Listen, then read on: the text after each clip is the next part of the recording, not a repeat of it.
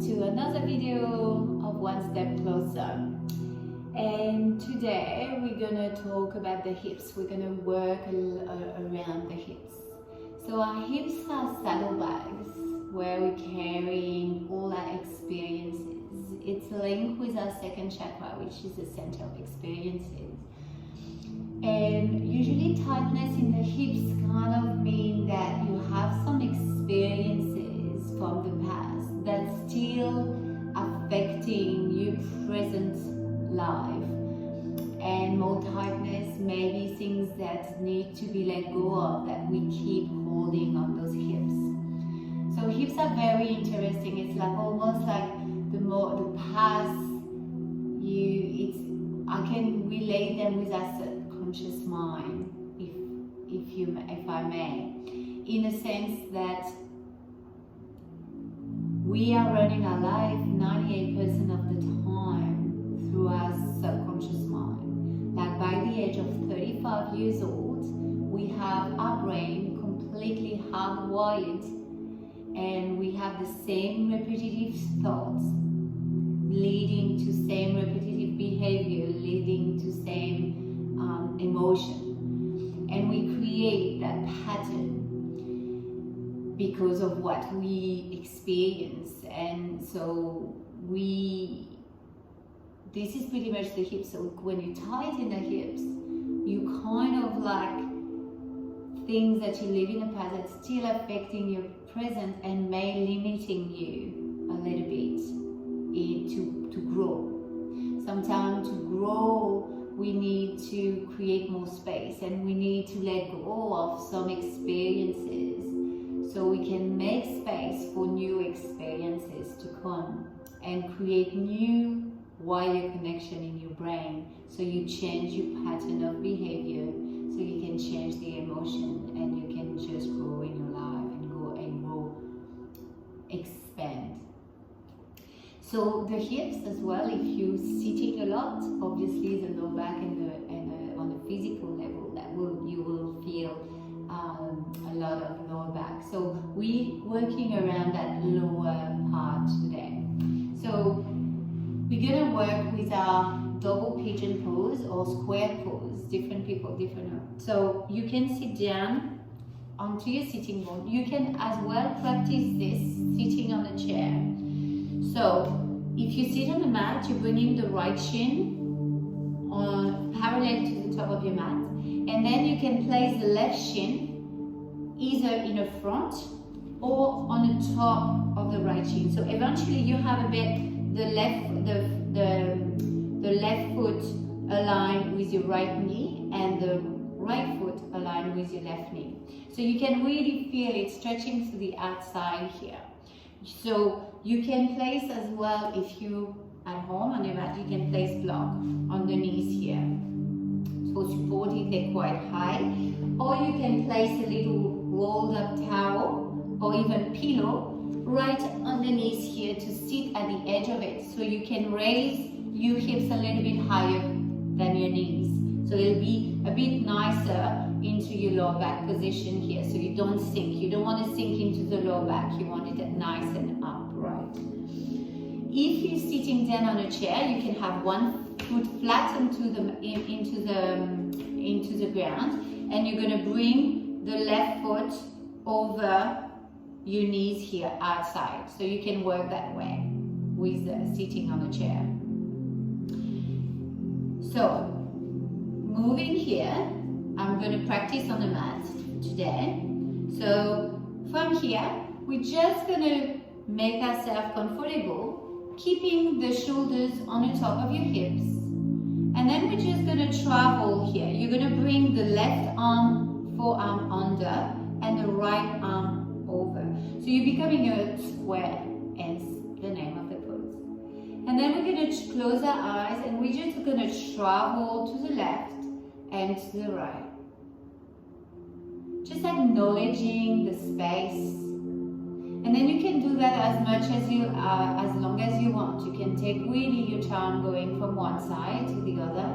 Then you can go forward and back. And just discovering. Then you can just go circle. shoulders stay nice and away from your ears. And then you go a circle on the other way.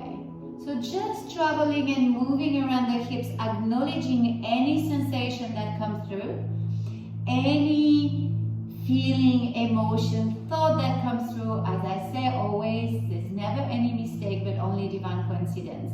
And then from here, you can just move yourself forward and just stay focusing here.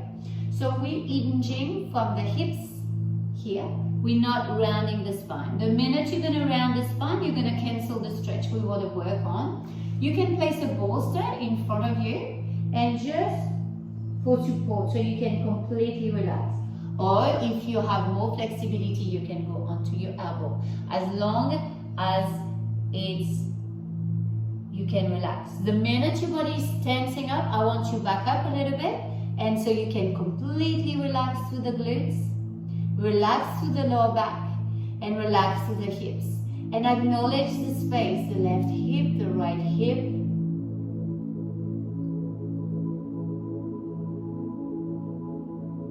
And just ask yourself how often you're reacting, because when we are into our subconscious mind, we're not responding, but we react. We're constantly in that reaction mind. So ask yourself and try to reflect on the fact that how often you react in your life.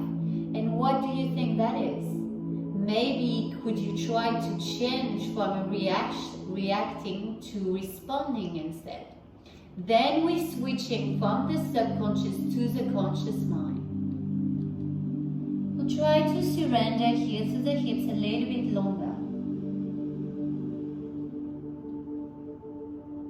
You can stay as long as you need. You can pause the video when you practice as long as you need. If you're in your chair, you the same. So you have that right foot down into the mat and you're down into the ground. You're sitting straight up. So that right leg has a 90-degree angle. You want to really ground that right foot flat onto the mat. And you can do exactly the same. If you're on your desk, you can bring yourself forward, push the hip back and bring yourself forward here. Acknowledging the sensation you're creating on the left side. And it's the same. So at first you can move left to right, forward, you can do some circle. It's exactly the same thing if you're sitting on a chair. So when you finish everything, when you have enough on that side, remember to do the other side. So if you're on your chair, you're bringing that left leg down, and then you're bringing that right ankle above the knee joint, not on the knee joint, letting that right knee release. Again, even on your chair at work, if you're at work, you can place something underneath to raise your hips a little bit higher if you keep sinking, collapsing into the lumbar. If you into your mat, you're bringing that left shin forward this first, left shin parallel to the top of the mat, and then you bring that right shin forward or on the top of the left shin. And again, bringing your arms on each side, maybe bring the square, so bring that right forearm underneath this time, and then traveling to the left, to the right, forward, back, circling, maybe clockwise, anti-clockwise, just traveling and moving, observing, acknowledging all the sensation that you feel. And then acknowledging the thoughts, the emotion, the feeling, the pictures that comes in your mind. Again, no mistake, only divine coincidence. Acknowledge the space that you're creating, and when you're ready, you can go and fall forward and hold. Again, find that space when you keep relaxing through the glutes, through the lower back and the hips. If you feel like you're pushing down, you're stressing, your body contract back, lift yourself back up a little bit so you can relax. And you're going to feel the sensation come and goes. Intensify and then soften. It's all about going deeper, still enough so you can, and hold long enough that you can reach the fascia of your body, that fascia that actually connects your entire body, creating empathy of your unconscious mind into your conscious mind, so you can just consciously acknowledge all those thoughts that usually run without even your knowledge. So you can step out of your subconscious and becoming more conscious of your breath, of your action, of your behavior, and install a response instead of reacting to external factors. You can stay as long as you need here, as long as you want. Practice it before, when you go, before going to work, at work, before you go to bed. Just acknowledge your hips, acknowledge the space you're creating, acknowledge before you do the exercise, after you're doing the exercise. Acknowledge your hips during the day, when you're walking, when you're sitting, all day. Acknowledge those hips, all week. Work with those hips. Listen, maybe write down the thoughts that come up. You'd be surprised. Do your work, dig in, strip layers, be brave. I hope you're going to enjoy that. Have a wonderful week.